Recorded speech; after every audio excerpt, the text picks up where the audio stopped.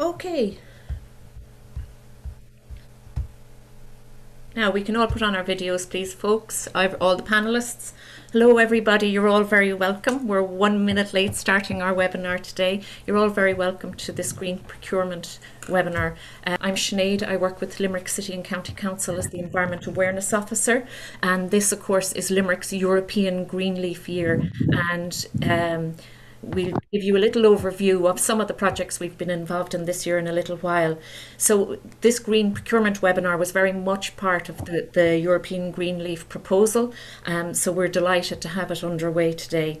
So our various speakers we're delighted to have Sarah Miller from the Rediscovery Centre, the CEO of the Rediscovery Centre, Dara Lynch, who's an architect with Dara Lynch Architects, and the very interesting presentation coming up there. We're delighted to have Leo Duffy from Offaly County Council and the National Waste Collection Permit Office, and along with him will be Claire Downey from CRNI and also Roger from the Rediscovery Centre, and they'll be talking about green procurement services, if you like. Then we will be having Derek Flanagan from the Policy Unit of the Office of Government Procurement. Delighted to have him here. He'll be in a bit later. And then our guest panellists, which are Bernie Kiley, who's the Assistant Principal Officer in the Department of Environment, Climate and Communications, and Tom Griffin, who'll be head of the Local Government Procurement Centre. Ed is here with us as well, Ed Coleman from the Rediscovery Centre. Ed will be helping with the management of the overall webinar and also will be involved in the Q&A.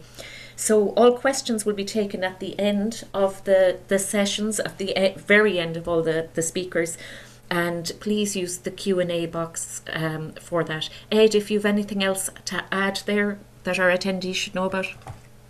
Thanks, Sinead. Yeah, so just to mention, as Sinead just said, please you can chat among yourselves in chat. Just remember to hit all attendees and panelists so that everybody can see what it is that you're saying.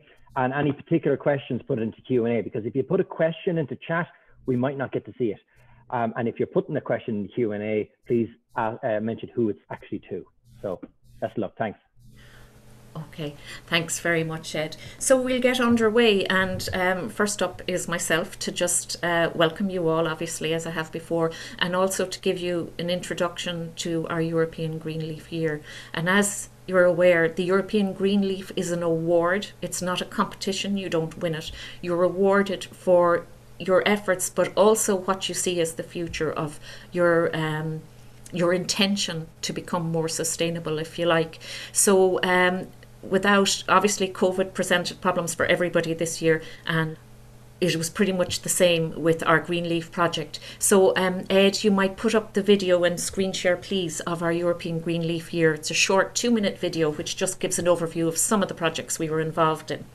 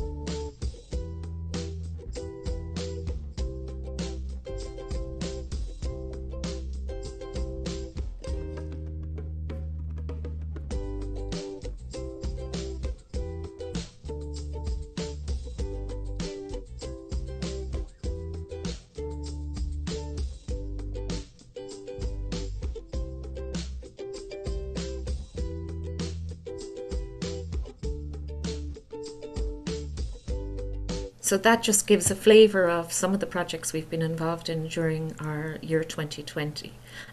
It's been, I have to say, as an environment awareness officer, it's been a fantastic all-encompassing year. It encompasses all aspects of the environment, really, and I've thoroughly enjoyed it myself, and I hope our move to webinars worked quite well, actually. Even if it was COVID related, this is the only webinar that was actually planned for the year. Hand over to Sarah, please. Sarah Miller, CEO of the Rediscovery Centre, for her presentation. Thanks, Sinead. Thank you for inviting me to participate in the event here today. My name is Sarah Miller and I'm the Chief Executive of the Rediscovery Centre. And today I'm going to talk about the circular economy and the opportunities for green public procurement to support the transition to a circular economy. I'm going to start by talking a little bit about our organisation and what we do, what the circular economy is and circular business models, and then how green public procurement can support the transition. The Rediscovery Centre is the National Centre for the Circular Economy in Ireland, and we are an organisation that works as a mechanism or a movement to connect people, ideas and resources to support the transition to a circular economy. We've been working in this space since 2004, supporting waste prevention, reuse and redesign through education, research and social enterprise development. Over the past 15 years, through developing strategic and sustainability partnerships with government agencies, local authorities, corporate clients, and community-based organisations, we have developed programmes and projects that embrace and embody circular economy principles, and ones that not only prevent waste and inspire sustainable living, but ones that create economic and social value for the communities that we work with, supporting education and training, and creating job opportunities. All of our work centres around three main themes: education, demonstration, and advocacy. To demonstrate the opportunities of the circular economy, we operate 4 social enterprises: Rediscover Furniture, Rediscover Fashion, Rediscover Paint, and Rediscover Cycling. All of these social enterprises extend the lifetime of products through reuse, repair, and remanufacturing. They prevent waste from being generated. They highlight the opportunities for better resource use, and very importantly, provide opportunities for people at distance from the labour market to upskill or reskill and to get work. At this stage, all of the social enterprises have been running for over 10 years. And during that time, we've learned a lot about reuse and repair and about social enterprise. We've reviewed and refined and optimised our business operations.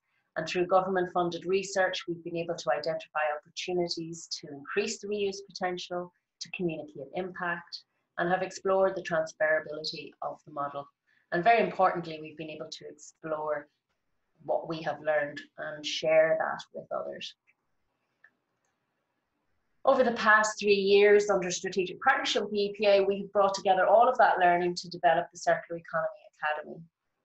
The Academy is a national mentoring and support programme that provides a free service for social enterprises or individuals that are interested in embracing the circular economy. Members of the Academy complete a year-long one-to-one bespoke programme where they are supported to discover the opportunities of the circular economy, where they have access to the Centre's extensive network and knowledge base, and where they get the opportunities to apply the principles within their own setting. The Academy is also helping organisations to replicate some of the well-established projects here in the Rediscovery Centre within their own communities. And this is a great way to build scale and capacity across the country. One of the main focuses at the moment with replication around the country is paint-free use.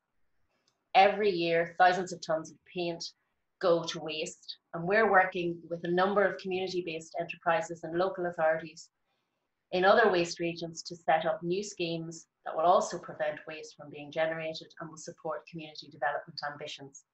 Here in Limerick, for example, we're working with the City and County Council and with a really successful social enterprise, Tate House, to develop a paint-free use initiative here in the city and county.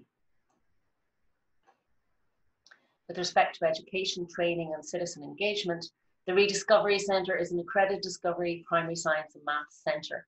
Our education team offer interactive and experiential workshops for primary, secondary and third level students, and also provide CPD for teachers and environmental professionals. We work with approximately 10,000 children per year at the moment, and we are currently developing and rolling out our nationwide programme. In addition, the Centre's lifelong learning programme supports education for positive behavioural change across all sectors and to all ages.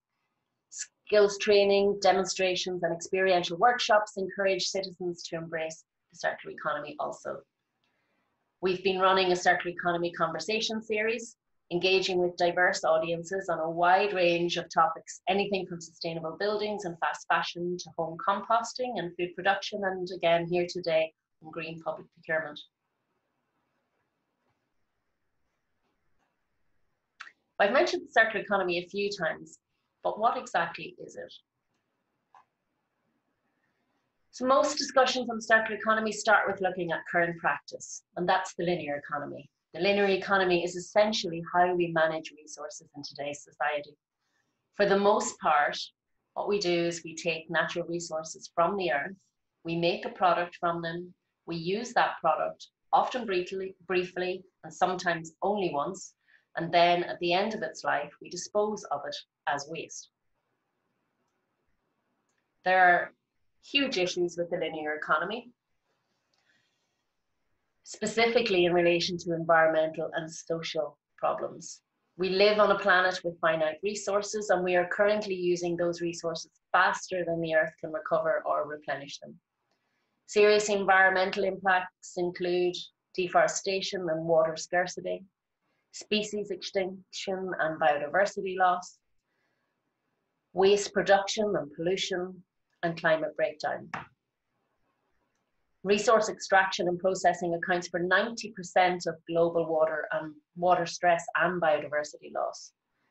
And the extraction and processing of materials, fuels, and food to support our irresponsible production and consumption habits are actually responsible for 50% of the total greenhouse gases emitted globally on an annual basis.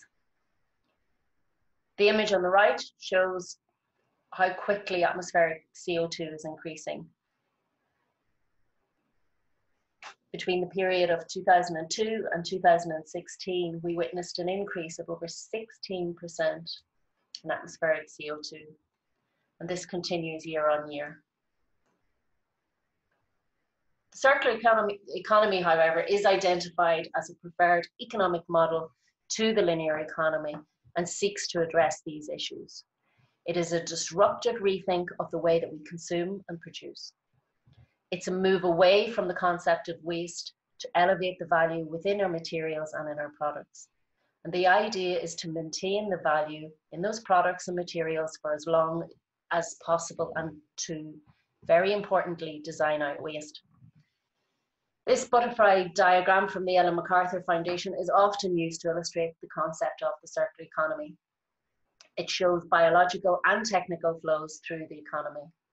The circular economy generates loops where resources are in circular movements within a system of production and consumption. The technical flows are on the right and the biological flows on the left. The principles of the biological cycle are not new. For billions of years, natural materials have been consumed and successfully returned to the earth. The linear economy has broken that natural system and evolved in such a way that we are continuing to take the materials from the system, but we don't return them anymore. In a circular economy, biological resources are returned to the system, and indeed value is added through composting or anaerobic digestion or bioplastics processes. The technical cycles are based on keeping the materials in use and in circulation for as long as possible through repair, reuse, remanufacturing and recycling. And of course, the fuel for the processing and remanufacturing and the repair cycle is renewable. There are many common principles in the circular economy. The first is that of maximizing value, as mentioned before, trying to maintain the value of the materials and the resource for as long as is possible within the system. Other principles relate to the regenerative and restorative nature of the systems and the practices. again, this idea of adding value and of continuing to retain value within the system for as long as is possible. We need to differentiate between the consumable and the durable components and then adapt the production accordingly. So for consumables, they need to be sustainable, natural, biodegradable, and non-toxic. Durable materials need to be built for reuse and for cascading, for repair, for remanufacturing. And as mentioned previously, we need to design out waste. It's estimated that over 80% of all product-related environmental impacts are determined during the design phase of a product. Eco-design, a very important and common business model of the circular economy, aims at reducing the environmental impact of our products, including the energy consumption, throughout their entire life cycle. So this means designing for longevity, designing for services, designing for reuse in manufacturing, designing for material recovery, and effective and efficient resource management. I'm going to quickly mention some of the business models. I'm aware I'm quickly coming up on my time. So first, to reuse, repair, and manufacturing. These are ones that we're quite familiar with. The charity shop sector, I suppose, has been really active in the reuse markets since the 19th century. And in more recent times, resale platforms such as eBay and Marketplace have also emerged to increase the levels of reuse. Other waste prevention initiatives based on reuse include Conscious Cup campaign, which encourages consumers to use a keep cup and to reward that practice, or Refill, which encourages people to use a refillable water bottle and provides free tap water through stations and obliging cafes or restaurants.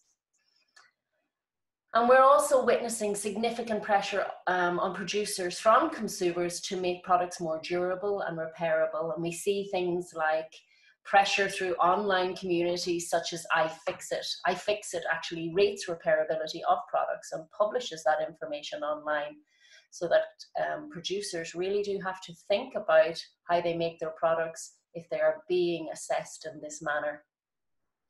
We're also seeing great increase in remanufacturing processes. I suppose one good example of this comes from Caterpillar. Caterpillar's Reman actually provides customers with the same as new quality at a fraction of the cost. This process reduces waste, it lowers greenhouse gas production and minimises the need for raw materials. Of course, the community-based reuse is actually quite developed market in Ireland, and many of the community-based reuse, repair and recycling organisations are illustrated in this next slide. This shows the members of the Community Resources Network of Ireland, and it shows just how important this sector is to the Irish economy. From an environmental perspective, we're talking about 23,000 tonnes of reuse, over 3,000 tonnes of recycling, and 150,000 tonnes of carbon saved, generating 700 jobs, providing training for 2,200 trainees, and engaging with over 7,000 volunteers. And very importantly, from an economic perspective, the turnover, collective turnover of 76 million per annum.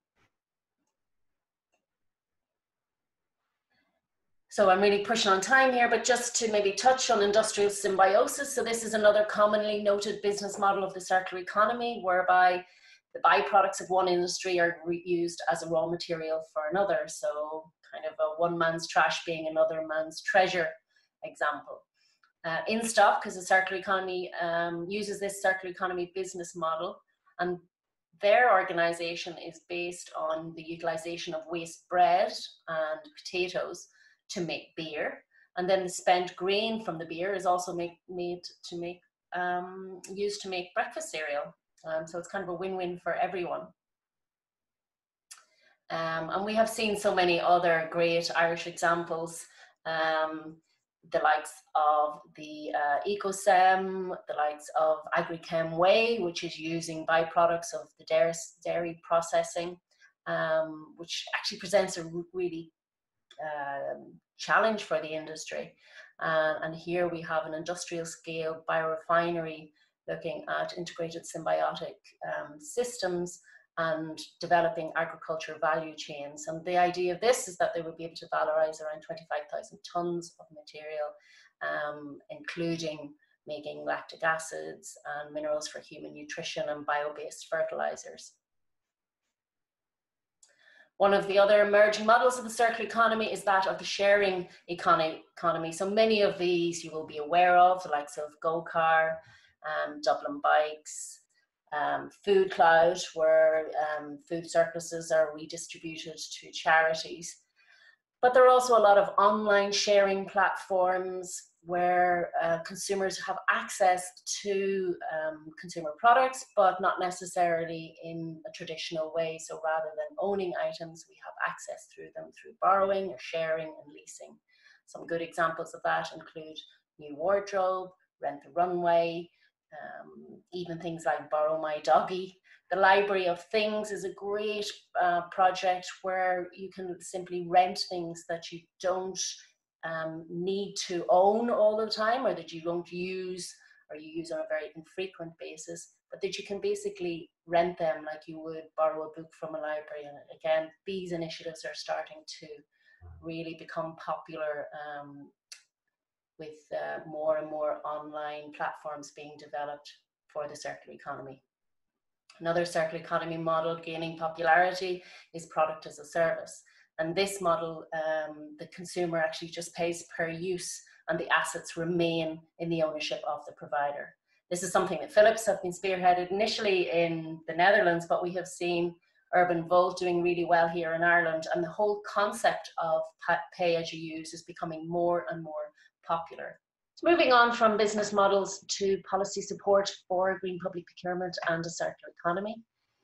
The circular economy and green public procurement are identified as key elements of international, European and national policies, and are identified as key mobilizers for sustainability. The 2019 European Commission's Green Deal is an ambitious and detailed roadmap for how the European Commission intends to deal with the climate crisis. Primarily, it aims to transform the EU's economy for a sustainable future.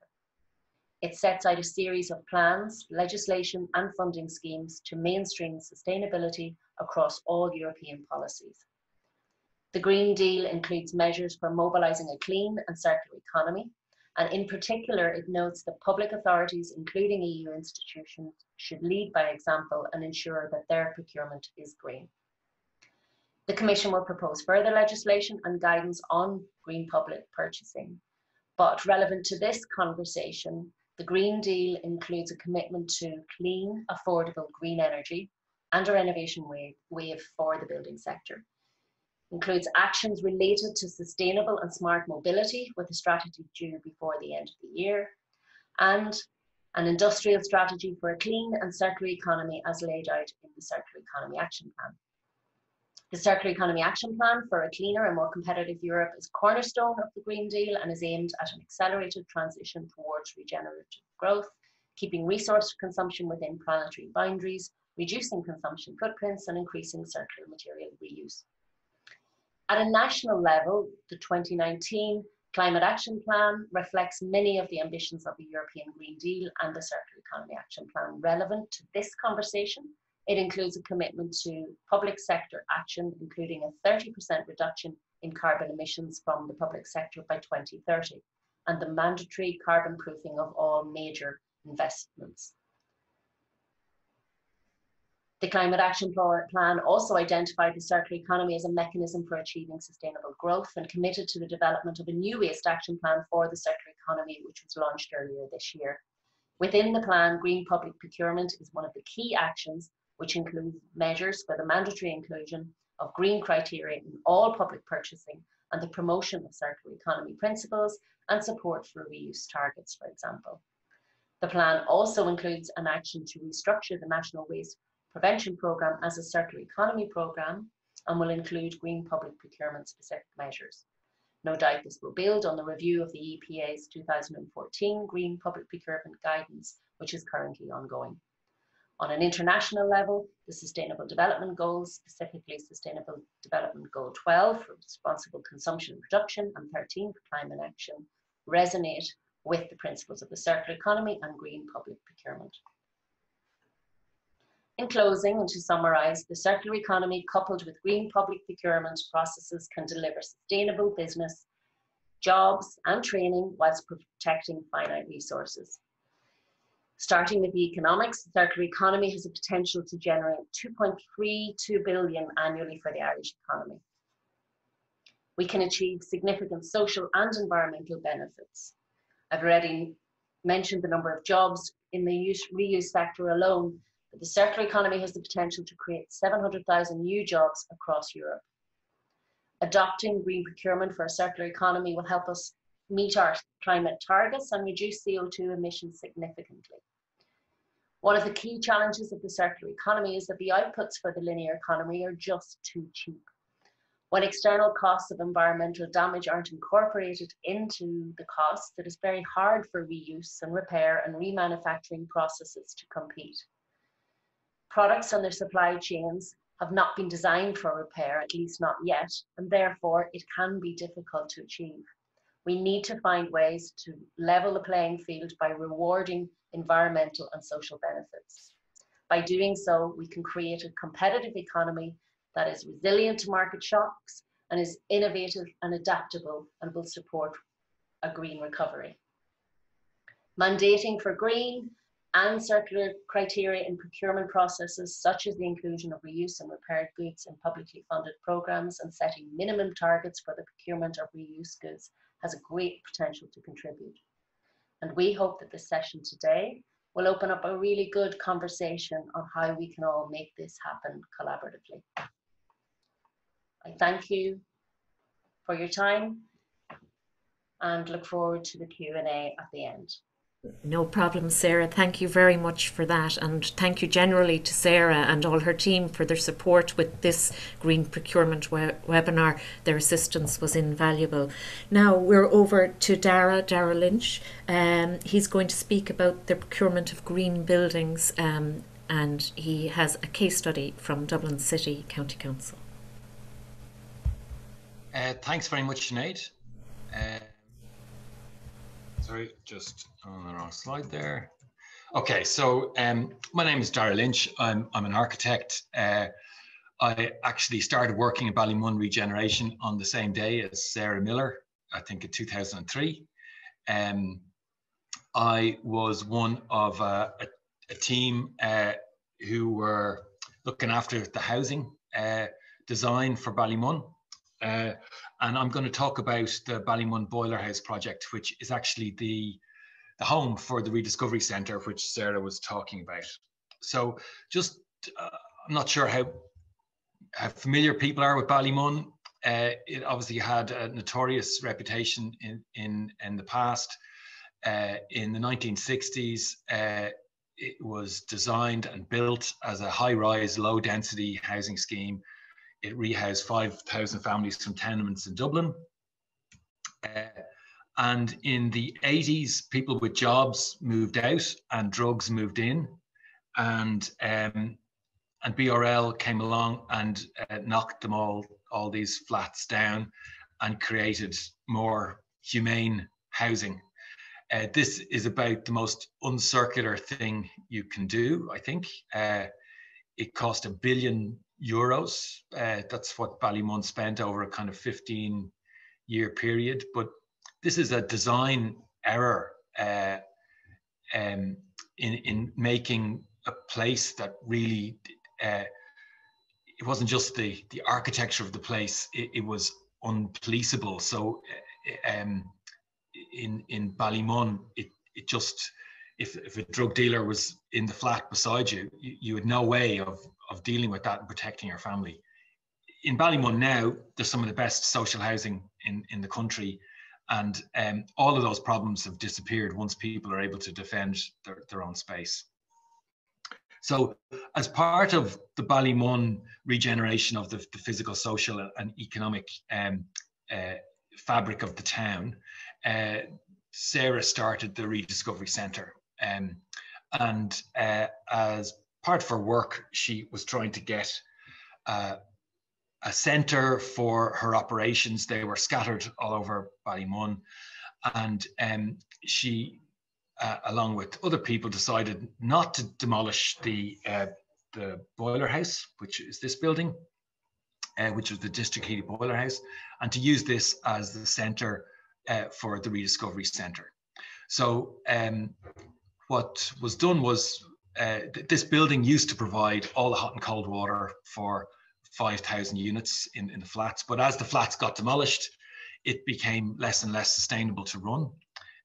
So new boilers were put in 1996, and the boiler house was decommissioned in 2011.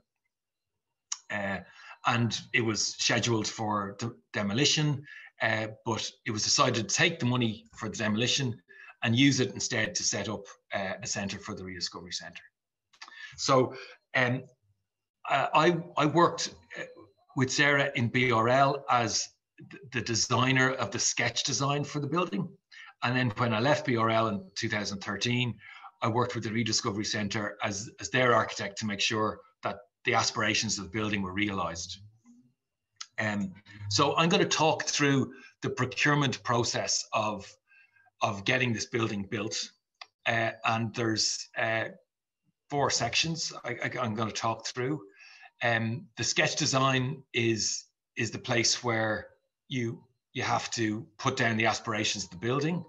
If you don't own this, it won't happen. So if you don't put it down on a piece of paper, you'll never realize it.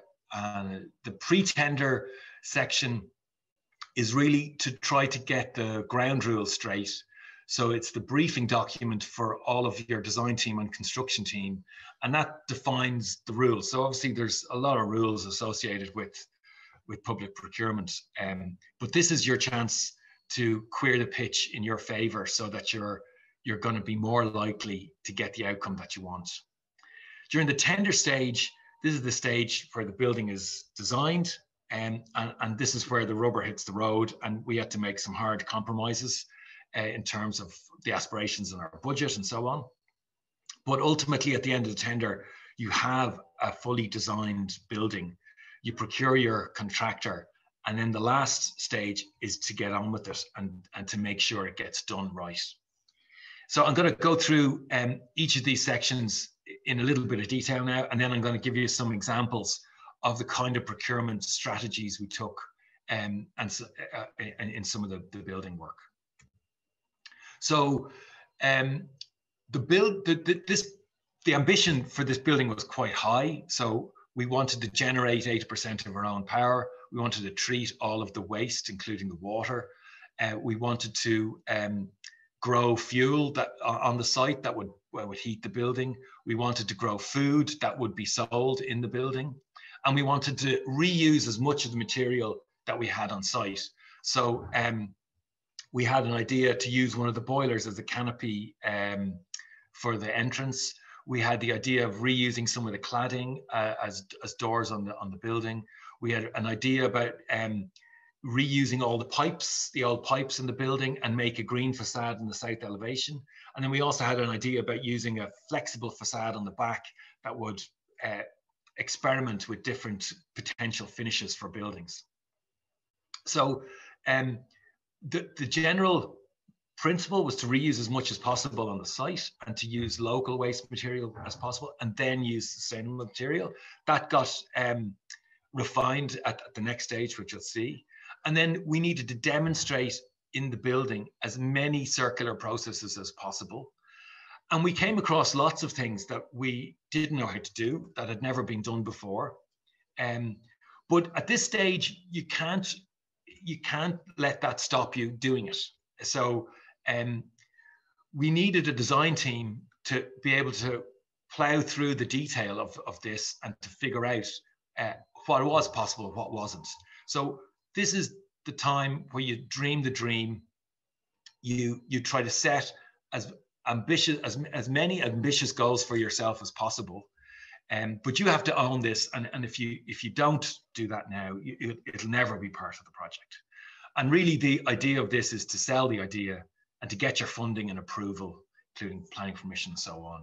And then move on to the next stage. So the next stage is the pre-tender process.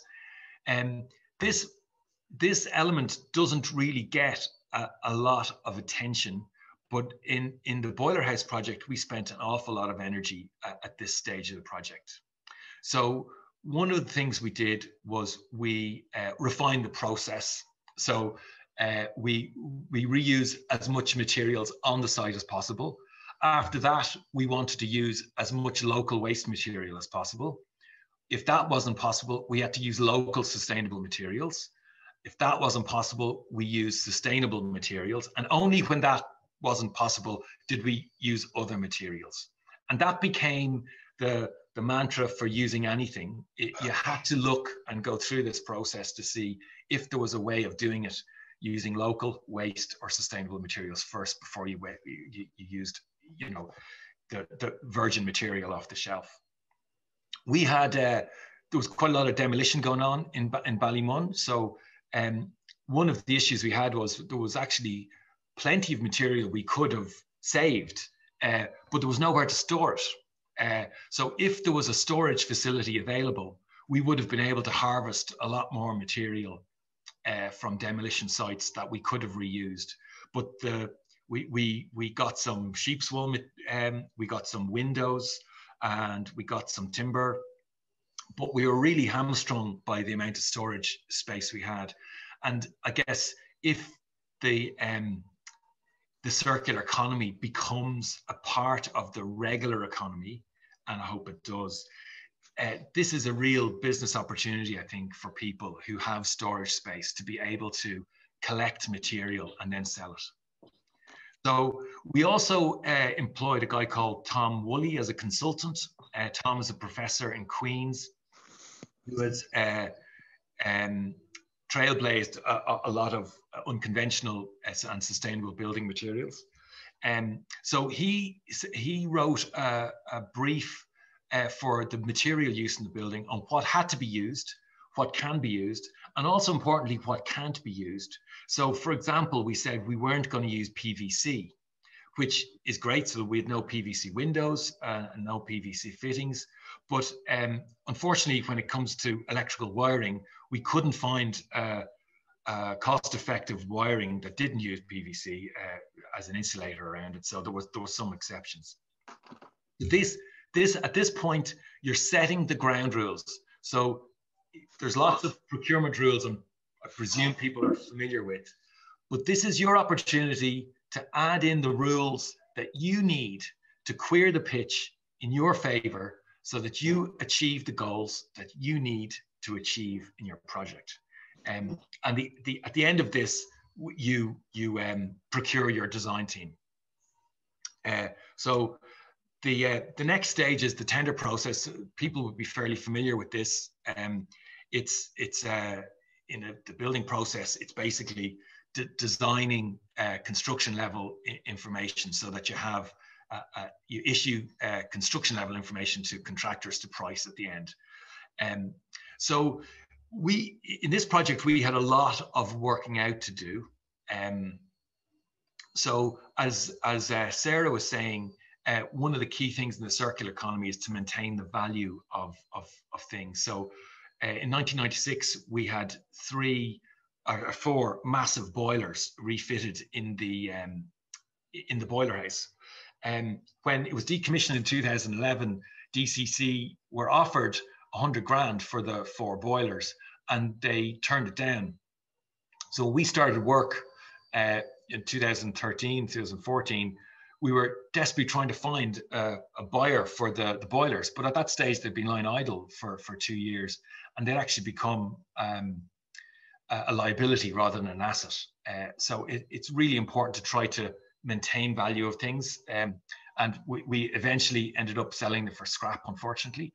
And the scrap value we got barely covered the cost of getting them out of the building. The other thing we had to consider was the life cycle of things. So, for example, all the floorboards in the building were screwed down, not glued or nailed. So if we need to repair a floor, we can just simply unscrew the board and replace it.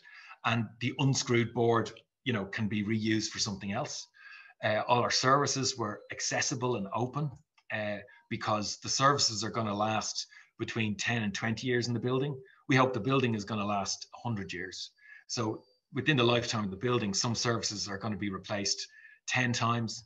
Some things are going to be replaced 5 times. And if you bury all that stuff in walls, it becomes very difficult to upgrade them. So the tender process is the art of compromise. So we had to find the balance between cost and ambition. So another example of this was the reservoir. So there's a large reservoir on the site. Before we started the design, this was a cold water reservoir that supplied all of Ballymun with cold water, and there was a pumping station in the back of the boiler house, which pumped that cold water to all the flats. We assumed that wasn't tall enough to use, and we had allowed in the original design for it to be demolished. However, when we got into it eventually, when it was fully decommissioned, we realized that it was 3.5 meters high. So we decided that we didn't have the money to reuse it, but we decided that we weren't going to demolish it, and we were going to try to keep it, which meant that we had to redesign the whole site strategy. And that was quite a challenge because there was a whole bunch of ideas that we wanted to incorporate in the site.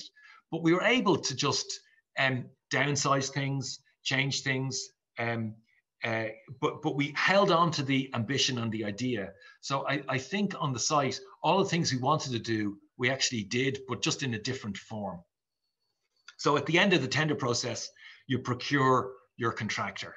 And then when you're on site, you have to manage time, quality, and cost. And you have to hang on to the steering wheel very tightly and make sure that you get what you wanted. It's very easy to say, oh, it's cheaper to do it this way. It's easier to buy virgin material. It's, there's lots of options where the conventional take virgin material, use it and waste it is conventionally the easier thing to do. But that isn't what the project was about. So you have to hold on to the goals that you set yourselves and hold people to it and make sure that you get you walk the talk. And that happened in most cases on this project. However, there was always compromises. So, for example, we had identified some demolition waste to be reused as fill on the site. There was the last of the tower blocks was being demolished when we were on site, and we built this into the contract. The engineers had a hard time trying to find a use for this uncertified material and so on, there was also a timing issue. So when we wanted the delivery of this material as late as possible, and obviously the demolition site wanted to get rid of it as early as possible. So we had agreed that the last few deliveries of crushed aggregate from the demolition site would be delivered straight to the boiler house site. But on the day, the contracts manager was sick and he didn't show up for work, and he had forgot to tell people to do it, and the demolition waste got carted off to the landfill along with everything else, and we missed our chance. So things happen, but you get lucky, I guess, sometimes, and you get unlucky. So I'm going to go through some elements of the procurement that I think demonstrate the different strategies that we used. So one is material reuse. So what you're looking at here is a picture of aluminium louvers. These were louvers on the original building, which were designed to shed heat. And we were able to salvage some of these. We were able to clean them and cut them and use them as this cladding on the building you can see here behind the tree. So that was quite easy. We identified in the demolition that these things were supposed to be retained, and we described how they were supposed to be cleaned and hung, and they ended up being a perfect material, and they look really good, and we were able to reuse them. And all that was written in the specification. It was very clear what had to be done, and it worked, and there was no problems with it. And it's a really easy way to reuse material like that. The second example is to do with certification. So in the sketch design, we wanted to reuse as much of the pipe inside the boiler house as possible, and there was miles of it, and we salvaged a lot of it. And we had described how that was supposed to be collected and stored and so on. But in terms of getting to use it, the engineers weren't able to use it for structural steel, which was a shame because we could have potentially used it, but they weren't able to certify that the used steel or the collected steel wasn't corroded, or so we weren't able to certify it for structural work, but we were able to use it for other things. So we've created this kind of sculpture in the entrance to the boiler house, which reused the old pipes and hangs onto that as a memory touchstone. It creates a very beautiful thing. But that was a case where certification stopped us doing what we would have liked to do. And we had to come up with some other idea of using that and get around the certification problem. And increasingly in building projects, this is becoming more and more onerous.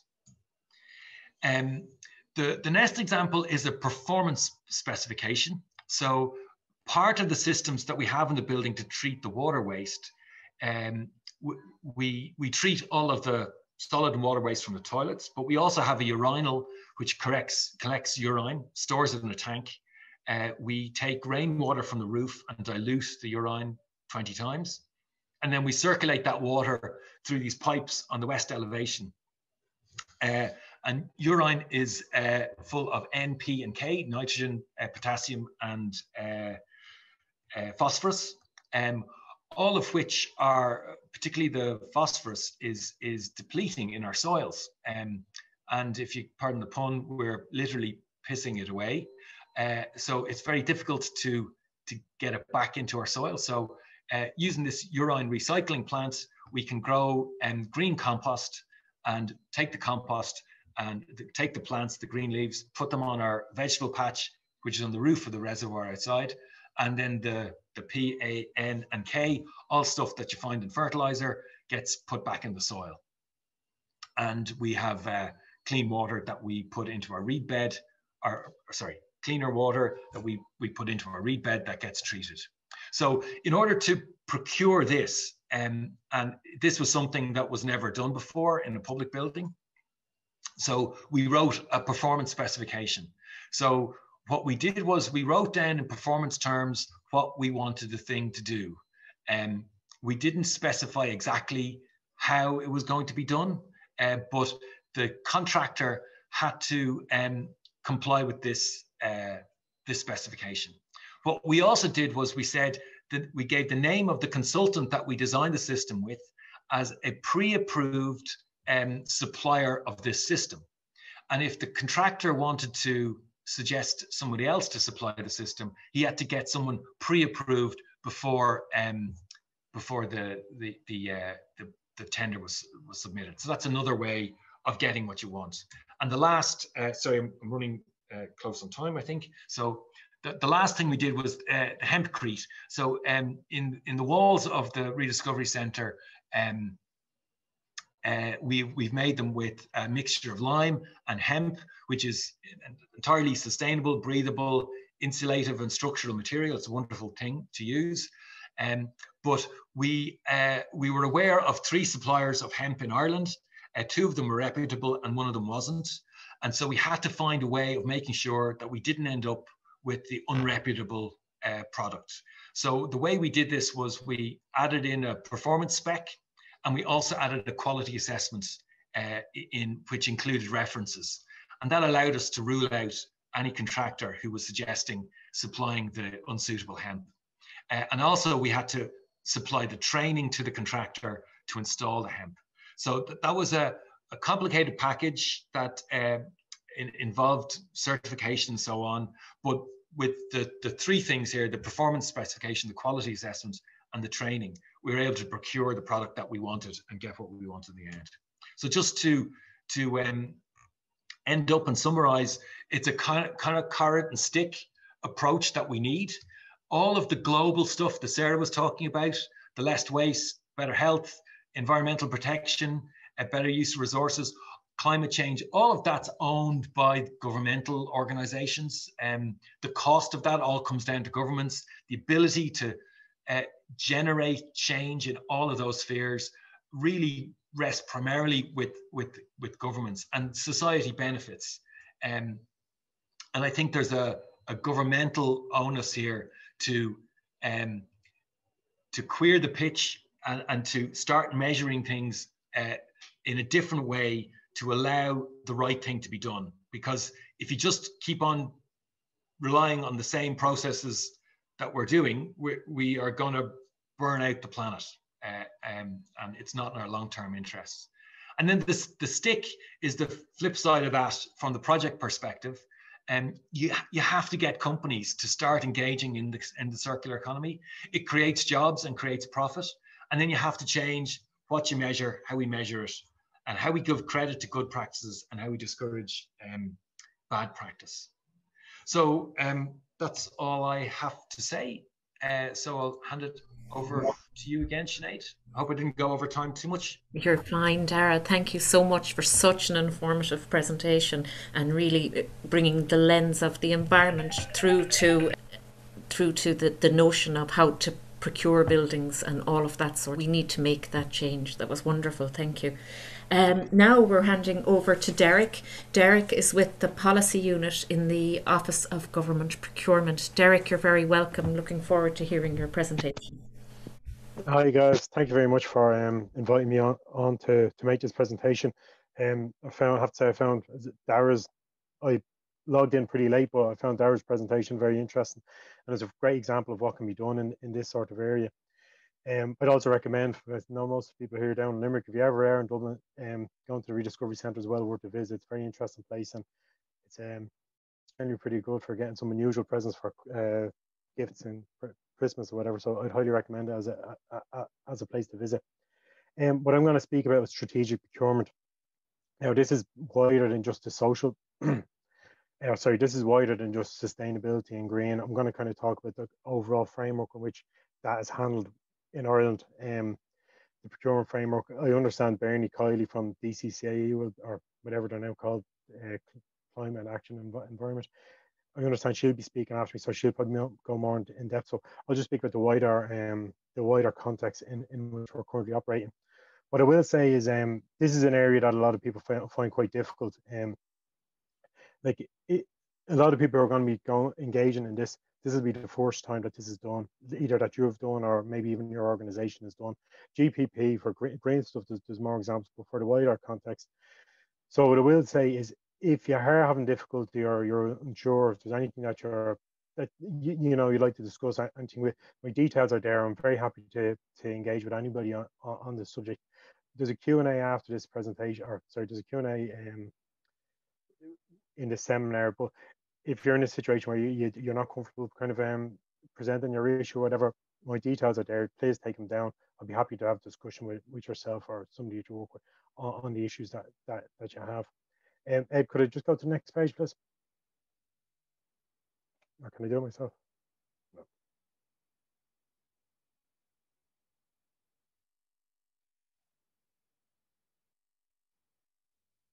Yeah, thanks.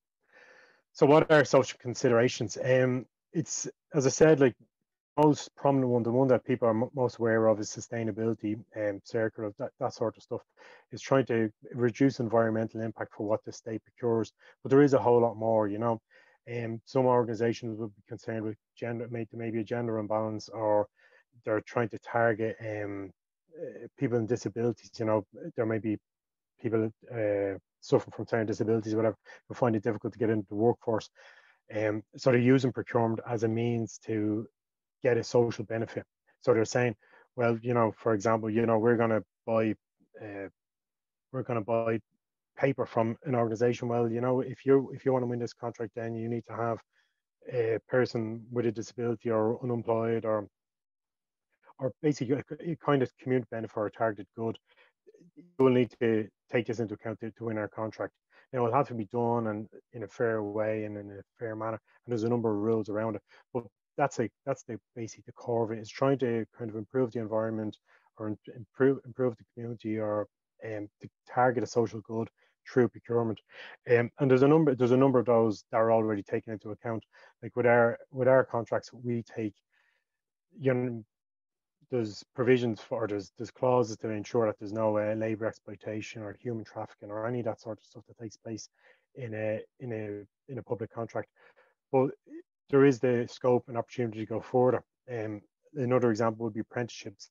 Would be trying to encourage companies that win contracts to take on apprentices, or even to train staff. There may be certain organisations that, or there may be ways to build a contract that say, okay, if you win this contract, then you need to ensure that your staff are being trained, to ensure that they achieve the best that they can possibly be.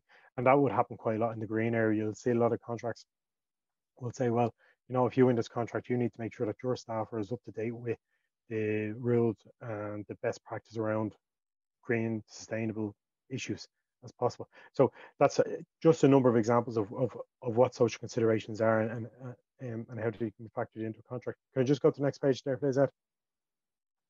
So this isn't something that only Ireland is doing. This is a wider issue, and it's one of the main priorities of the European Commission. As you can see, I've listed out 6 of them there. So ensuring wider uptake of innovative green and social procurement.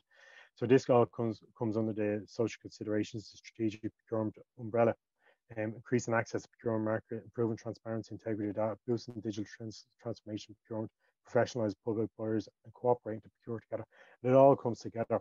And I think the best way of thinking about this is, when we go out and procure, or generally when people go out and procure, they just, the priority is to ensure the continuity of service, to ensure that the government can do what they need to do. And then the next priority is value for money, to ensure we have value for money. But if you think about this, like, I think a lot of ways people have thought about strategic procurement or social considerations was they're thinking that this is an extra obligation, it was just another difficult thing to do and an already difficult process. But if you think of it in the strategic way, as in, you can align your organization's priorities with your procurement competition. So if you're an organization who, for instance, is trying to engage like social protection, say you're trying to get more people working, well, you can actually look at and analyze your procurement contract or your procurement opportunities and say, well, is there a possibility that we can try and target that? Can we improve employment? Or if it's disabilities, if you're trying to improve the opportunities for people with disabilities, can you say, well, you know, if we look at this contract, would we be able to get disabled people or people from disadvantaged areas or backgrounds, would we be able to get them in on this contract, get them trained, get them experience, and improve their opportunities in the employment market going forward? So as I said, it's not just Ireland. This is the wider European context. This is an issue that's gone across Europe, and there's a lot of work going on it. But it's a new area for most of us. So we're at the kind of earlier stages with a lot of things, but we're all involved in deep conversations and kind of sharing ideas to try and progress as best we can. Can I go to the next page, please, Ed? As you can also see, there's been a lot of political focus on this area.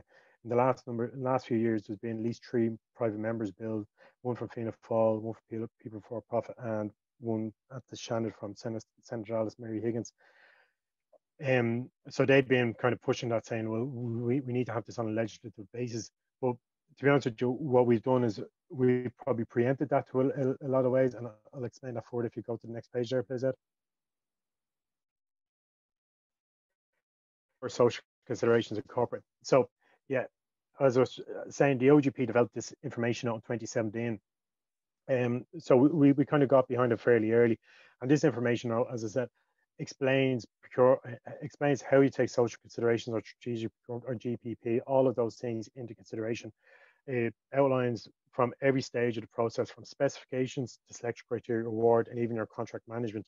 And it outlines the importance of planning from the outset and development at business case stage. It also outlines what the role of you as a contracting authority have, the role of the CPPs, which is what the OGP has, but also the role of policy departments. So if you're, as I said, if you're interested in GPP and you want to promote that, then kind of outlines why you discuss the policy department's social Department of Communications and Climate Action, or if it's a social welfare issue, the DSEP or Department of Social Protection. Kind of gives you an outline saying, so you shouldn't be going out and doing this on your own as a contracting authority. You should be consulting with the policy departments who know the policy actions that you're trying to target, and also kind of outlines our role. So you can kind of contact us for advice and help on this. But as I said, if anybody's interested in pursuing this, or if you're involved in a contract that this is one of the things that you're trying to take into account, you need to consult this information. It's the primary policy document in the state. It's been, and to be honest with you, I'm aware that it's been used as the basis of an information notes throughout Europe over the last few years. So it's a very, very broad document, but it's something that you should have on the side of your desk, and you should be consulting whenever you're taking these into considerations. If you can just go on to the next page there, please, Ed. The department also developed the Circular 2019, which was in conjunction with Department of Communications and Climate Action. Bernie Kiley speaking afterwards, she was heavily involved in it. So basically this circular promotes the use of environmental social considerations, so that it's mandatory to consider including green criteria into procurement. It outlines what the role that Climate Action and the OGP have, outlines the need for reporting of potential, and highlights the potential need the potential to develop wider social environmental aims, encourages engagement with the OGP to use frameworks, and it outlines what the role of the cross-department social considerations advisory group is. So this circular was developed and promoted last year, and it's an important step in the move towards ensuring that environmental and social considerations are taken on board. And I would once again kind of highlight to everybody here, the importance of checking that circular out and having a read and just seeing what the content of it is. If you can go to the next page there, please, Ed. Further developments in this area, the most recent programme for government has put a very heavy obligation on contracting authorities in this area. These are just some of the points that the programme for government made, but there's a number of procurement-related actions that are contained within it. But one of the main aims for them is to seek to minimise the environmental impact and optimise the community benefit of products, support innovation and supply markets, increase the availability and effectiveness of sustainable solutions, encourage suppliers to adopt practices to minimise the environmental impact and develop community benefit, and update all frameworks with GPB over the next 3 years. Now, that last one, that was most certainly an OGP competency under the OGP, but the other ones, there's an obligation on all contract authorities to really take sustainability and green issues into account when they're procuring. And as I said, that information note that I spoke about earlier on and the guidance that is available, they're very, very important, and I would encourage everybody to check them out. If you could go to the next page there, please, Ed. Another important thing that we've done is we've formed a strategic procurement advisory group, was known as the Social Considerations Advisory Group, but this role we've renamed it strategic procurement just to really reinforce how this is something that it's a strategic issue. You can align your department or government policies with your procurement competitions, and it's something that we really want to reinforce. This is important to be taken into account at the planning stage. And what this group is, it promotes or facilitates the use of social considerations. It's a cross-departmental group. It has membership from a lot of the policy departments, but then it's also sectoral representatives. So we'll have the OGP, you'll have people from the LGMA, the LGPOC, other procurement, central procurement bodies. So some of the roles that we've been doing is trying to identify social policy objectives, trying to advise how to best incorporate social considerations into procurement competitions, and considering monitoring, reporting arrangements. Now, this group has been, I suppose we probably would have thought we'd been further down the road on the work that we've done so far, but with COVID over the last 2 months, really kind of, we've not been able to progress it as much as we can. But the last few months with the new minister, there's been a real focus on it, and there's a real rejuvenation of this group. And you can feel that there's a lot of heat building up in this area. So I'm sure we'll have a number of achievements going forward. We can just go on to my last slide there, if that's okay. I won't keep us too long. So going forward, what our aim to be, or what we aim to do is we're going to revise and update the available information. So that information out that I spoke about earlier on, that's close to 2 years old, or it is 2 years old at this stage. We're going to revise and update them, and we're going to identify examples and highlight case studies. So that'll be not only in the green area, but across all of the different social or strategic procurement areas that I highlighted, and talk about reserve contracts, all that sort of stuff. And we're also going to highlight the flexibilities that you, as a contracting authority, have, not only above threshold, but the flexibilities that you hold below threshold. So hopefully when that's ready, and that'll be in the early part of next year, we'll have that, and it will be able to give you information and give you an idea of what you can do, and hopefully provide some sort of inspiration and try and adapt what's been done in other areas to what you're trying to do in your own specific area. As I said, we're also going to further promote the awareness of this for contract authorities. The GPP issue, I might actually just leave some of that to Bernie Kiley to speak to just after me, because she'd be more au fait with that, and I can develop it further in the Q&A session.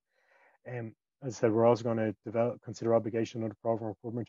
We're also going to there's going to be a revision of the e-forms, which is, the contract notices that you'd all be familiar with from using e-tenders, that they are being updated at an EU central level, and there's going to be an improved ability to capture information in this area. So at the moment, we actually have very little knowledge of what's going on in social considerations, little knowledge of what's going on in green procurement.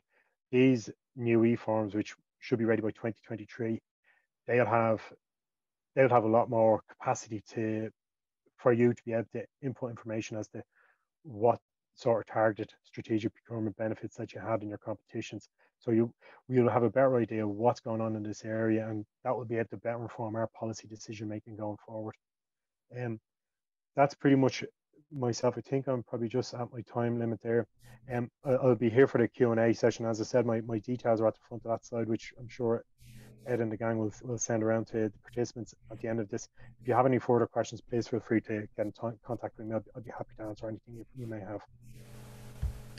Thank you so much, Derek. That was fantastic. And I know you were very caught on time and that you were at an EU meeting this morning. So thank you for your time. Yeah, much appreciated. And really, the notion of the social enterprises and the green procurement, how that really it helps build community resilience and sustainability across the board. So fascinating.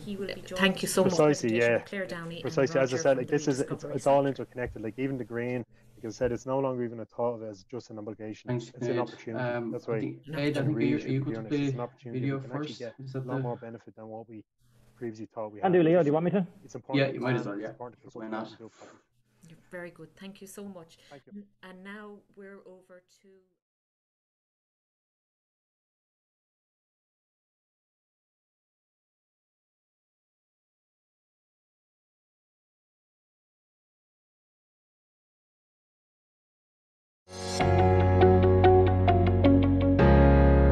Hi, my name is Leo Duffy. I'm a Programme Manager here in the National Waste Collection Permit Office in Tullamore.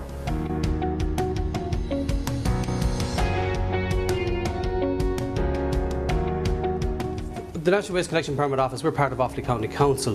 When we're moving into our new home, which is this office, I wanted to make sure that we embraced circular economy principles. I wanted all the furniture in the office to be upcycled, second-hand, pre-loved.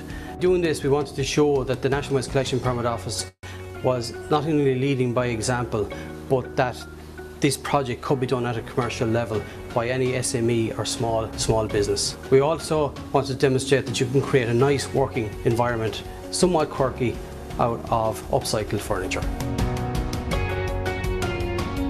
Our canteen and chill out area are full of colour and character, and it creates a lovely atmosphere for our break times. Up behind me here we have a headboard which is being converted into a lovely display shelf. This project provided 97 items of furniture for our office. We even have upcycled paint on the walls. These are two lovely Queen Anne chairs that were upcycled, and beside me here is a pallet table. This is our chill out room. We have some shelves here created from old crates, an upcycled couch, and my staff tell me they don't get enough time to spend in here. It's not everyone that has flower pots made out of dryer drums. These are stainless steel, really high quality, shows you what you can get from upcycling your product. We also have a upcycled table and bench set here that was made from old pieces of timber. Upcycling can really add character to your building, be it a house, be it an office, whatever. Here's some lovely quirky pieces with our cutlery as door handles.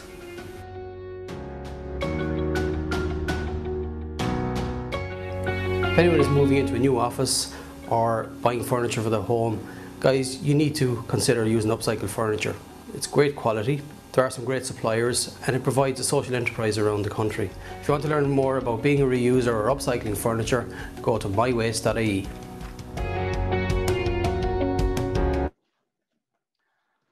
Thanks for that, Ed. So like we said in the video, the National Waste Collection Permit Office, more commonly known as the NWCPO, is a shared service operated by Offaly County Council on behalf of all local authorities. Our primary role is the processing of waste collection permit applications. So we're true public sector, we're a local authority operation. We also host public registers and a significant waste data management system. In 2009, we were required to move out of the main office in Offaly County Council in Tullamore. We moved into an existing unfurnished office space.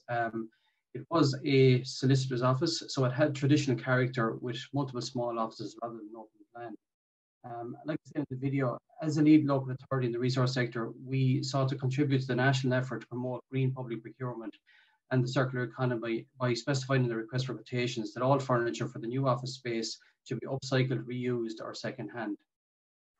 The main aim was to show that upcycling could be done at a commercial level and could be achieved and create a unique working environment. And we feel we definitely have achieved this. The RFQ was for the delivery, assembly, and installation of upcycled furniture for an office space including 16 workstations, 2 meeting rooms, canteen, chill-out room, reception area, and an outdoor seating area.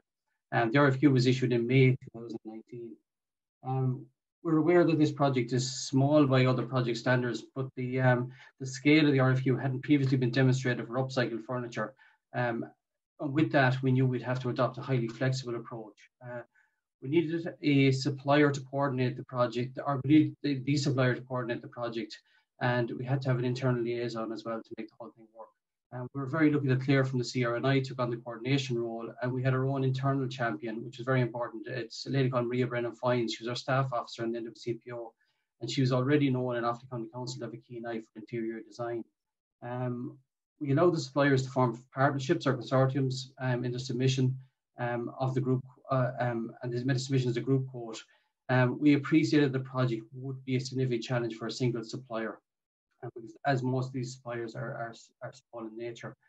The project came in on budget, even including some items that were specified to a higher standard than originally anticipated. So the restored wing-back chairs for the lobby area, obviously you wouldn't see those anywhere in a public service building. The upcycled rosewood cabinets for the boardroom, etc. Overall, we're really pleased with the outcome, as you saw in the video. Like, remember, when people start a new job, they don't expect a new desk or office furniture, right? They're always going to be moving into a desk that somebody has already used. So there's no reason why you can't have secondhand office furniture in any kind of an office. This project has shown that the office furniture we got was of higher quality than you would expect. And we don't really see any barriers to this being replicated across the state. So thank you very much. I'm just going to hand over now to Claire Downey of the CR&I. Great, thanks very much, Leo.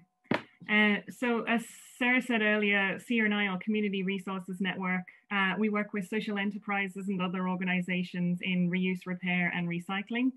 And we support them through networking, knowledge sharing, policy, research and pilot projects like this to really try and help overcome the barriers and build capacity in the sector. We have 32 members, including 15 in furniture and fittings, and that's from very small organisations to medium-sized and charity retailers.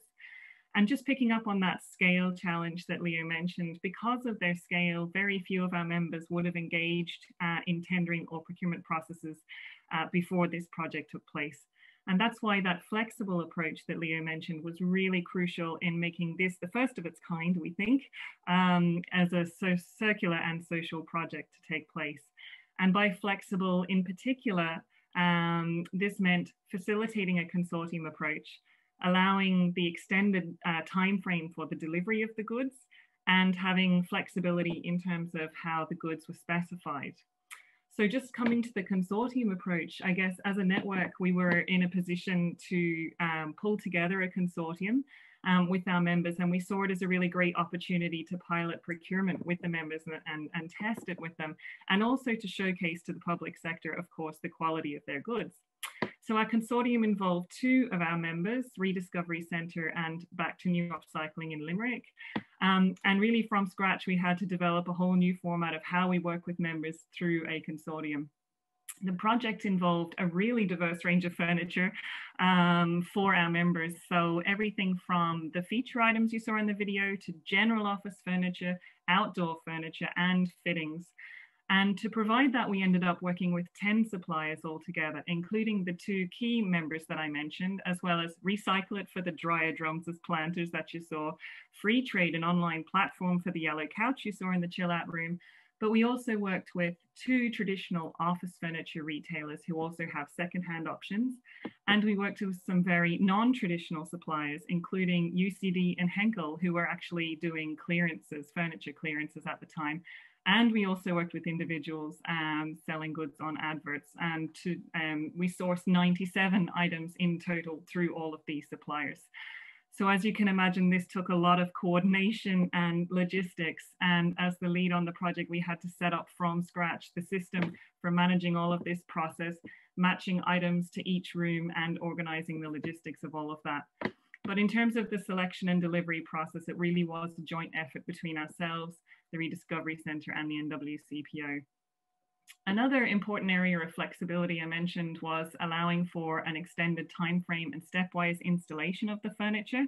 And this was particularly important because it was a pilot. Indeed, the first time certainly we or our members have worked on a project like this, so it took time to set up the systems, to find the suppliers for the types of furniture that we wanted, to organize the logistics, and time to upcycle some of the really bespoke pieces like the rosewood cabinets and the Queen Anne chairs.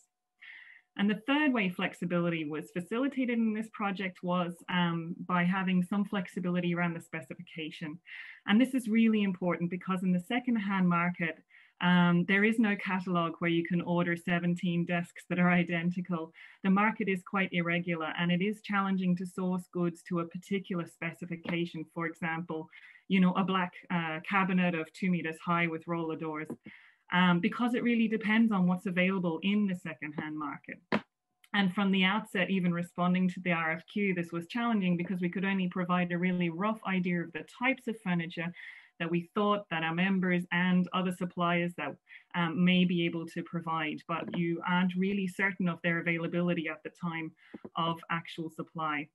So to manage this sort of irregular nature of items and to make sure that the design as a whole looked good at the end, we built in time into the project to consult with the NWCPO, and Maria was fantastic in that regard, about the management of the design of each space. And we also put in time and budget to take actions that would tie everything together, like the paint, for example. And I guess really part of the challenge, taking a step back, is I guess the lack of supply to the market of secondhand goods. But at the same time, there actually is a huge amount of office furniture going into skips. And it just happened that in parallel with this project, we were working on an EPA Green Enterprise research project called Bulky Item Reuse. And the whole aim of that was trying to make it as easy as possible for the public sector to pass on unwanted items for reuse. And there's actually more about that and the recommendations we made on our website under projects Bulky Item Reuse. So the idea was really to try and see how can we get more flow of goods into the secondhand sector, but we also need more procurement projects to drive demand and to identify more suppliers. And I think if these happen, then we'll be able to overcome some of these challenges around timeframes and specifications because there'll be more goods to draw from. So I'd echo Leo, I'd really like to encourage anyone doing office refurbs or similar projects to see how even part of a project could involve secondhand goods or upcycled goods by allowing the consortium approaches, breaking it up into smaller lots and being flexible around specification. And we actually have more detail about these recommendations, the challenges and the successes of the project in a quite detailed report or in a very simple infographic Both of those are up on our website under the Take Action drop down, and there's a whole page there dedicated to green and social procurement, and we have some examples of this study and other case studies from other countries around Europe. So with that, I'd like to pass it on to Roger for the supplier perspective. Thanks very much, Claire. So for a social enterprise like Rediscovery Furniture to be involved in a successful tender like this is fantastic and a huge positive new business area for us. It means guaranteed income for a period of time. This means we can invest in our team, including training and development, but also tools and equipment to be better placed for the next submission. And hopefully and ideally, by winning contracts like these, we get to provide not just employment progression placements, but also real life work for our trainees on a part-time or full-time basis as the projects develop. Prior to these changes in procurement, we would not have been considered for projects like this. So any new business is always welcome. This kind of relates to what Sarah was saying about creating a level playing field. It's fantastic for us, but more is needed in that area. There are some key points from this project and projects like this, things that often aren't measured or considered, such as how projects like this keep a large portion of the money and employment within the local economy. Local economy in this case being Ireland. With a more standard office fit out, only a small proportion of the income stays in Ireland, with most of the furniture coming from overseas. Also, as Leo mentioned, new furniture doesn't always mean better furniture or better quality. And in many cases, older furniture can be better quality. Positive clients always help. And this was very much the case in this project. The NWCPO and Leo and his team really had a green vision. It was their vision and they drove it through. But it was important for us to ensure the positive energy of this project was kept. This meant really good communications throughout the project. This project was spaced out over several months and involved many visits, which all happened when the NWCPO team had their day-to-day business to carry out. So good communication and ensuring very professional standards throughout the project was vital. As part of this communication process, it was important that we managed expectations. The end product was going to be great. I think we were all confident of that, but it was the time it took to get that process together and the patience that was required. As Dara mentioned about storage being a challenge, storage was a challenge in this project. It was a huge help that the NWCPO were able to provide a yard area at their office for cleaning and assembly of product items. Without this space, a warehouse or additional workshop space would have to be hired, which would have added cost to the project. In addition to the collecting, transporting, assembly, cleaning, repairing, altering, and final installation of the furniture on site, we also supplied a number of our own signature upcycled furniture pieces that were featured in the video Leo showed. We also supplied the recycled paint from another social enterprise of ours, Rediscover Paint. This project supported access to jobs and skills for people distanced from the labour market. And on the environmental side, the carbon savings from this project due to sourcing pre-loved and upcycled furniture over new was approximately 2.6 tons CO2, the equivalent of planting 180 green trees. Thank you. Thank you so much, Leo, Claire and Roger. It's wonderful to get a case study and of something that seems not only just a case study, but one that seems to have been so successful. And it did have its constraints, the extra time, the flexibility that was required, but it's obviously a great example of coordination between the social enterprises, a network like CRNI and the National Waste Collection Permit Office, which in effect is a local authority or a public sector office. So wonderful example. Thank you so much for that. Now we have run a little bit over, as you'll notice. We should be in our questions and answers session now, but we thought the talks were going so well collectively, the panelists felt we should leave the time available to people. So I'm going to ask Bernie first and then followed by Tom. These Bernie and Tom are both our guest panelists, if you like, here for the Q&A. You might give a quick introduction to yourselves, Bernie first and followed by Tom. Quick introduction just to say who you are, where you work, and a little bit more about our theme today. Thanks very much, Sinead. I'm Bernie Kiley. I work in the Department of the Environment, Climate and Communications. So a recent rename, as Derek pointed out. I've been working on green public procurement for a number of years now. So I'm familiar with a lot of the people talking here today and a lot of the names on the participants list. So it's nice to be involved and lovely to hear such positive stories. So what I'm trying to do, I suppose, at a national level is create an environment whereby green public procurement becomes mainstreamed into our procurement policies. So working with the Office of Government Procurement, but also working then with local authorities, government departments, other public bodies to try and promote that. And we're doing that, working very closely with the EPA at the moment. And I think there's probably Helen Bruin might be on the call as well on the webinar. And so Helen has been doing a lot of work in recent times, updating green criteria that is available now for public procurers, and also training, rolling out some training.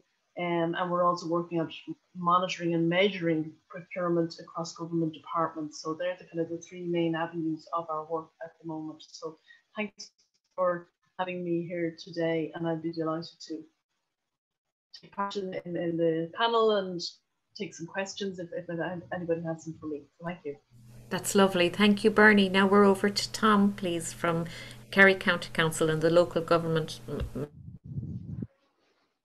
Hi, Sinead. I think my video is gone for the moment, but hopefully everybody can hear me. I'm the head of the local government operational procurement centre based in Killarney, and we're part of the national procurement model.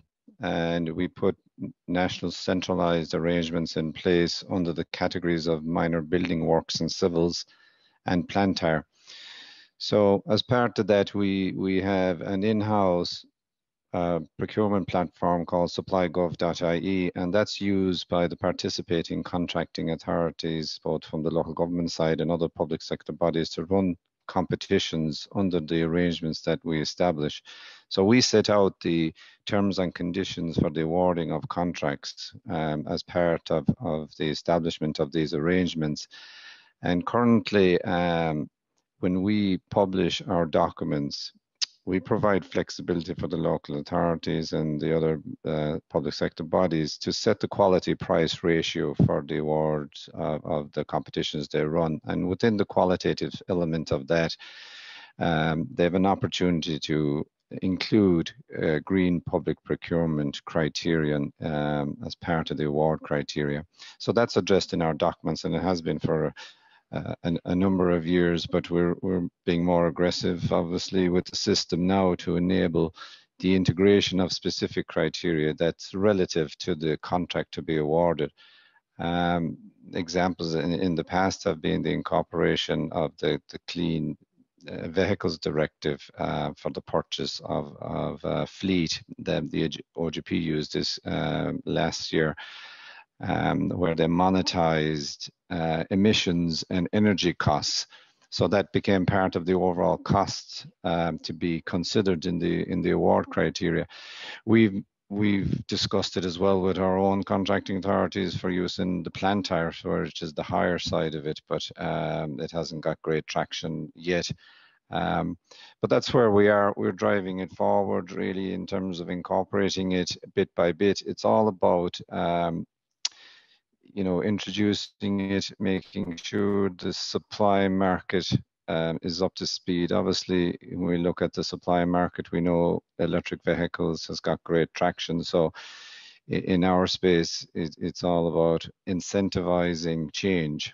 So that can be done first and foremost really with the award criteria. Once the market responds, you can go into the minimum standards criteria, you can go into specifications. So it's a step-by-step approach building towards the 2030 targets. The key thing really for us is to facilitate the decarbonisation and the improvement in energy efficiency going forward. Thank you so much, Tom, for that. Now, if I could ask all our panelists to put on their videos, please. You can stay muted for the moment, with the exception of Sarah. Sarah, our first question in is from Helen, and Helen would like to know if there's plans to set up a Rediscovery Centre academy in our regional cities, like you'd have an outreach offices or outreach programmes.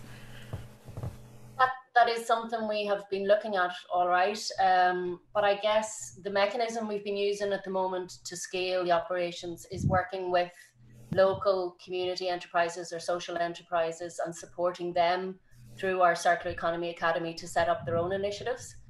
So we have Academy members from all over Ireland running various different projects which are embracing the circular economy and seeking to, have positive benefits from an environmental and social perspective in the communities in which they're working on. So if I give an example of that, I suppose recently the Environmental Protection Agency has supported some local authorities through the LAPN grant to investigate paint reuse initiatives. So we're working with a number of our Academy members to replicate exactly what we're doing here in Dublin on our Rediscover Paint initiative. So we're working with 2 in Cork, with 1 in Limerick, 1 in Longford, 1 in Meath. We're doing a feasibility study with Waterford at the moment and Donegal. And we're in discussions with Galway as well. So there are other ways, I suppose, of scaling rather than us having little rediscovery centres everywhere. There's lots of really good organisations out there that we can work with to deliver the circular economy, and that's what we're focused on at the moment. Thank you, Sarah, and we're delighted in Limerick that you have that you're linked in with the Tate Enterprise Centre for the paint reuse scheme as well. So we're looking forward to more coming on that in the future. Can I jump in with a question there, Sinead? Not sure if you can hear. Can you hear me? Yes. Yeah. So this is a question for Derek. Derek, if you're there, I see your camera's off. I'm not sure if you're still with us. Great. How are you? I'm going to put you on the spot here. So this is from Eileen. How is the OGP working to persuade local authorities of the value of these new considerations in procurement? Example, social benefit. Well, I suppose it's a difficult kind of question to answer. Like, our job wouldn't be necessarily to persuade anybody of the value of it. You would have an obligation yourselves, especially under the programme for government. What I think we've done is, especially over the last 6 months, is engaging in as many presentations and discussions with people to try and highlight the value of it. And if you, as I said, if you read the information, it will, as I said, we're trying to push a more the kind of strategic element, and that will try and bring in what the actual value of it is to you long term. Well, we can't persuade people of the value. It's up to yourselves. I will say it's not just a procurement issue. It's senior management issue as well. It needs the backing of the entire. It needs the backing of senior people in an organisation to say that this is important to us and this is something that we are going to do. We've provided policy documents in it, and the EPA provided are currently updating the GPP information, or the GPP guidance documents. So the policy documents are there behind it to guide you. But it's a wider, it's an organisation decision to make to go through this. But there is an obligation under the programme for people to do this. Thank you, Derek. And I think what you've just said, that that by going out and giving presentations and participating in webinars such as this, you're actually giving people the opportunity and more tools, if you like, with the collective to maybe to take this route, and we certainly hope we will see more and more of that. This is a question from Eileen, and it's for Dara. Dara, are there good examples of public cultural buildings in Ireland that are sustainably designed, built, and or go in some way towards the circular economy thinking? And Eileen is interested if you know of any libraries, art centres, or anything like that. Yeah, I actually don't know of too many. I can think of some practices who specialise in kind of sustainable building, but I can't think of too many who are actually engaged in the circular economy. And the reason for that is it's hard. It's not easy to do. The reason we did it in the the boiler house in the Rediscovery Centre is because we really wanted to do it. It was part of the organisation, same as Leo and his fit out of his office. It's an important statement to make about where you sit in society and what your role is. There's only a few enthusiasts. Like the Tomás O'Leary, who made the first passive house, had thousands of people visit his house. And 10 years after it was built, there was 4 other passive houses in Ireland. There was he influenced lots of people, and lots of people went almost to the passive house and almost got the badge. But the only reason people are going to go the distance is if they're forced to, because the majority of people are not going to engage in this. And we can see things like governments and local authorities paying for flood walls along the Dodder River, for example, because the Dodder floods, and it's cheaper to build a flood wall than deal with the floods every 5 years. I mean, climate change, environmental degradation, it's coming down the tracks. It's going to cost an absolute fortune. It's going to cost lives. We have to do it. And that's why I said at the end, we have to do the carrot and stick. I think the processes, the systems are all there. It's all possible. There's no reason we can't do it. But the reason people aren't doing it is don't have to do it. So if the government had to get everyone to work from home, it would have taken them years. COVID came along and we did it in a week. We're able to do it. But we need an imperative to do it. Sorry, was that a bit of a rant? Sorry. Maybe I can come in there. Sinead? Sorry, is that Sarah? Sarah, come in by all means. It was Bernie, I think. Sorry, apologies, Bernie, by all means. Yeah, no, just to say I'd agree with Dara, and but just to note that there is a movement towards making criteria mandatory, and the European Commission has started that. Now, it is very slow, but I think there is an acknowledgement that this isn't going to happen of its own accord. And I think the projects that we saw this morning, they both involved dream visionary clients, the Rediscovery Centre and the NWCPO, and that's why they happened. So we need to look at how to hardwire those conditions into the system rather than just relying on passionate individuals. But it is starting, and I think Derek outlined what's in the programme for government, and there is an ambitious set of objectives there. So but that will have an impact as well, and it'll feed through the system. But as always, we'd like it to happen more quickly. Thanks, Bernie. Thanks for that. Ed, I think you might have had a comment there as well. I'd just like to move on to the Tullamore project there. A question came in from Kathleen. So she just remarked that it's a great initiative. How do we get other organisations to put this investment into the refurbishments? Leo, would you be okay to take that one? How do we get other organisations to put this investment in their refurbishment? Like I'm saying, guys, sorry, I've hidden my screen here. There. I mean, I suppose for us this was a no-brainer. You know what I mean? I mean, I think it comes from what Dara is saying and Bernie is saying there as well. Like, I mean, we do need to make this mandatory. I mean, I suppose from our project we've shown it can be done. And the point I made earlier was if somebody moves into a new job, they don't expect to have a new desk. You know what I mean? So second-hand furniture, upcycled furniture is perfect. You know what I mean? The expectation that you're going to have a shiny new desk when you go in is not there. So there's no reason why we can't do this. There's no reason why it can't. If it's made mandatory, I think we're pushing an open door, to be honest. So I suppose that to me is the answer at this stage. I mean, financially, like I said to you, this came in on budget. It was no more expensive than buying new furniture, and we believe we've got a higher quality furniture even in the office.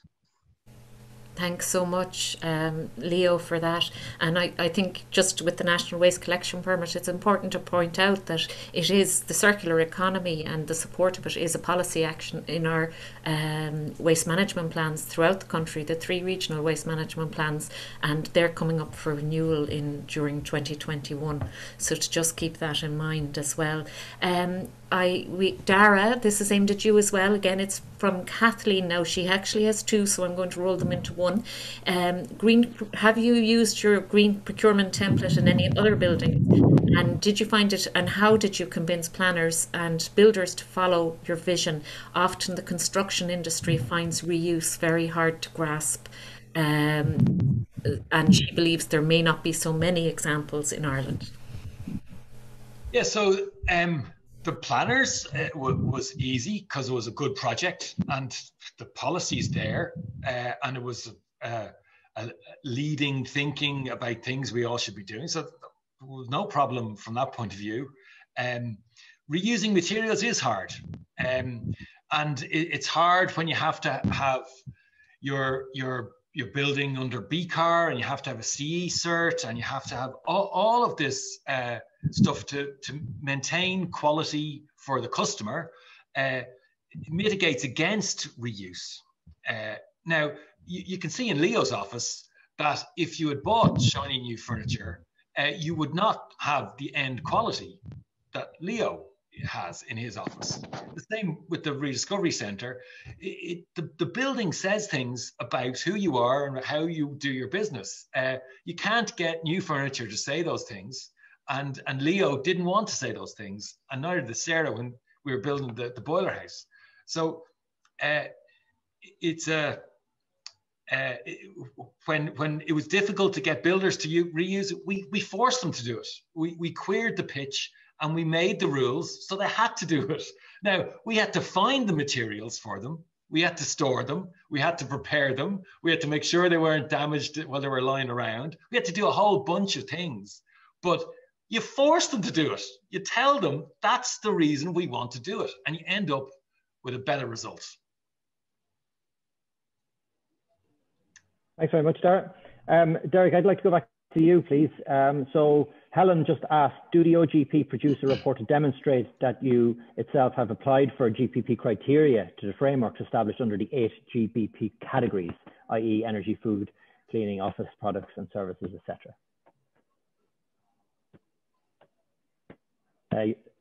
You're muted there, Derek. No, we don't provide a report at the moment, but we will be reporting under the upcoming EPA reporting template that's coming out. But there is a significant amount of work that's going on in the framework area. So it depends really on what the framework is. You know, there's a whole broad scope of things that the OGP develop frameworks for that contracting authorities procure from. So some of them would have a lot of scope for developing GPP, and some of them, the OGP are actually going to integrate and build in GPP criteria straight off the mark. So it will be kind of greened initially, but then others, they're actually going to have criteria that you as a contracting authority will be able to include yourself when you procure from a GPP framework. Now, we have, I think it's within the next 3 years, all OGP frameworks will have to have GPP built into it. Some of them that's going to be very difficult for, you know, because some of them will be professional services. You might have to be hiring solicitors, you know, and how do you agree in a solicitor service? It's difficult, you know. You're saying that you need to take a bus rather than drive a car to a court, you know, that sort of stuff. But on other ones, it's quite, there's a lot of scope for it as is. I've been involved, I'd say, probably every day over the last 2 weeks. I've been involved in discussions with somebody from the OGP, and there's really some really innovative ideas that are coming down the way. There is some already that have green solutions, but yeah, I think it's quite exciting, some of the suggestions that we've had so far, and I think in a very short space of time there'll be big changes.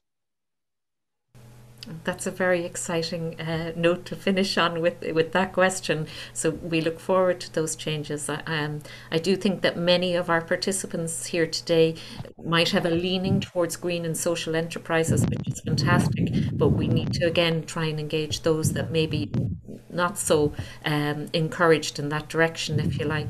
Dara, we have another question here for you. enjoyed all the presentations. Thank you. Quite often, this is from Jean, quite often building systems, cladding may be selected for their warranty. How did you manage this with reuse of the louvers in particular? And have you had to arrange testing for certification? Yeah, so that's a good question, because the certification and the building control thing, it was a big, kind of quite a complex maze to negotiate. So there is no warranty for reused materials, but likewise, there's no warranty for in situ concrete or lots of materials that we take for granted that are just made on site. So the way we used the louvers was we made a rain screen. So everything that was keeping the building warm and dry was dealt with in the rain screen. The louvers were simply the cladding. There was a ventilated cavity behind the louvers. So if a bit of water got through, it was ventilated and it dried out. The louvers are made of 3 mil aluminium. They were all in good nick. Any ones that were damaged, we cut the damaged end off, or we discarded them. So it was like using slates or any other material. We took a risk on it. The timber, we have timber cladding on the building too. I mean, it's preserved. There's a CE mark on it. There's a bit of a warranty. It was 5 or 10 years, but you want to get much more out of that. Ultimately, all those materials are going to fail and need to be replaced. But we've built it in such a way that they're easy to remove and easy to replace. So you got to be a little bit flexible. You got to take a punt on it. You can't expect to get a warranty on every reused material. And again, I guess the nature of the project, we had a willing client who was able to take a punt on those things and take the risk. But when you really think about warranties, you know, it's a kind of form of insurance policy. They're always much less than the actual time the material is used for. I think we were much more focused in using the materials in the whole building in such a way that we could reuse them again. So the hempcrete, for example, if that ever failed, we could actually cut it out, crumble it down, and mix it up with some more lime and remake the hempcrete again. So on the demolition of this building, you know, all of those things become assets, not liabilities or waste. That's fantastic, building in sustainability. We love it. There is, I think, one more question in. Ed, are you looking after that one? Yeah, sure. So this is, I'm going to turn to Bernie now, please. This one's for you. So kind of two questions rolled into one. How can green procurement be built into public contracts and services? And further to that, is there anything coming down the line that will support green procurement in public contracts? Grand. Well, yeah, look, if you consider how the contracts originate, some of them come through the OGP framework. So as Derek outlined, we're working through the frameworks currently to include green criteria. But the vast bulk of expenditure is undertaken directly by departments and public bodies, and that's where we need to influence. So there's that push on mandatory, and that's coming from the EU. So for vehicles, that are mandatory criteria there, and that's what's going to change. But for the rest of the sector, it is about persuasion and cajoling and training and awareness raising for now. So I suppose there's a number of things that I very quickly outlined in my introduction, and some of that is around training and the updating of criteria. So making sure that the information and toolkit is there for procurers.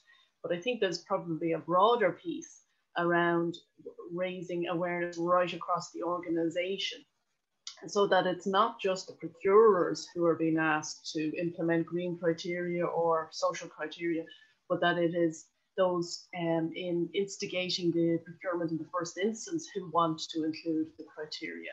So there is a need for sustainability training right across all organizations. And I think there's probably a lot of people here from the local authority sector. So I would suggest that you look for training in sustainability across all sectors. There is also green procurement training developed. So that's available out in the market as well. So engage with your procurement unit so that everybody who's getting a bit of procurement training these days gets green procurement training as well. unite with other kind of colleagues across other areas like climate and the climate action regional offices, the CAROs. They're very active, and they have included in the climate in the local authority charter for climate action a provision on green procurement. So there are kind of little, you know, I suppose levers there that can be used. So like most problems, it takes a number of actions on a number of fronts. So no silver bullet, but there is a lot happening. Like Thomas in Kerry, and he's spearheading the local authority measures there. So again, the resource that is available within the local authority system can serve as an inspiration and as a confidence building measure.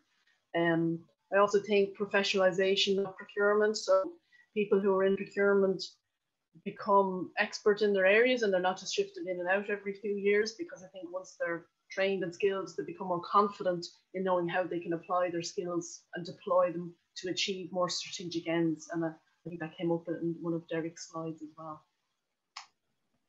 Thanks, Bernie. Thomas, did you have anything you wanted to add to that? Yeah, I think we've been here before, I suppose you could say, in challenges in the past in relation to health and safety and even procurement in general. It's about a mindset. People have to start thinking not just in terms of getting a job done or sourcing materials. They have to think and looking at cost only. They must look at, you know, cost effectiveness, life cycle costs, sustainability, the carbon impact. And the local authorities, for example, they've all signed climate action charters. So that puts an onus on them to deliver on key measures that are set out in the climate action plan. And they have to look at the carbon impact of their activities and carbon proof their major decisions, for example. So procurement is a difficult enough environment, as any of us that are involved in it know. So you have to follow strict rules. But once it's fair, transparent, and complies with the regulations and is related to the activity, you know, we can do it on a what should I say, a graduated approach. And like I said, the award criteria is the simplest way to do it first. Bring it into the award criteria, where you will reward suppliers or contractors for achieving certain green targets. But it must be done in consultation. It must be done with an awareness of the supply market. You can't just go out tomorrow morning with requirements that the supply market can't bear. So there's going to be a transition. So once people you know, consider the need, look at what they're trying to procure, and then look for opportunities where the green criteria can be introduced. It can start small and build from there, and I have no doubt that it can be achieved with that kind of perspective. Thanks so much, Tom. And I think you're right. And I think a collaborative approach, that there's a lot of expertise throughout local authorities and other public sector organisations, and that maybe people shouldn't be afraid to go and talk to other people within their organisation when they're putting together this sort of criteria.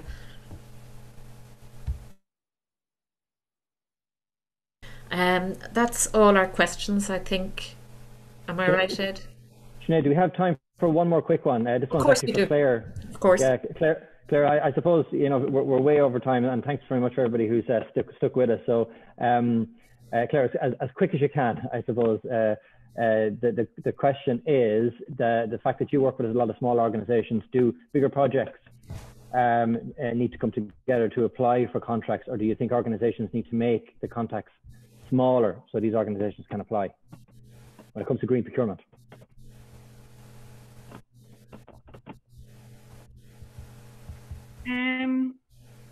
It's probably a bit of both.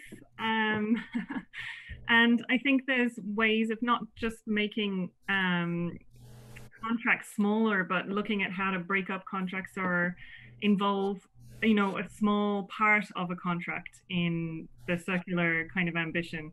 as opposed to trying to go for the whole thing to be completely upcycled or secondhand. So I think there's, you know, as I said, like breaking it into lots or allowing for subcontracting, or specifying that, you know, small sections should be reused or upcycled, or other ways of addressing it. But I think there's definitely potential for more consortiums to take place as well. Very Thank good. you. Thank you. Thank you, Claire.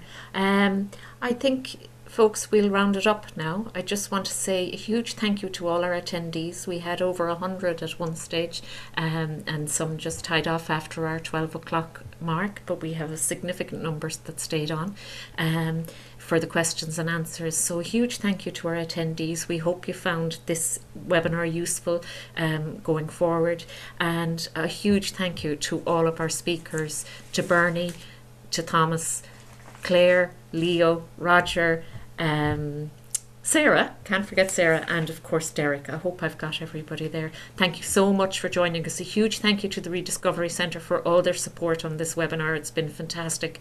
Great to work with you on this, and thank you so much. And please, the recordings will be up on our Limerick European Greenleaf City YouTube channel later, probably tomorrow afternoon. Okay, thank you.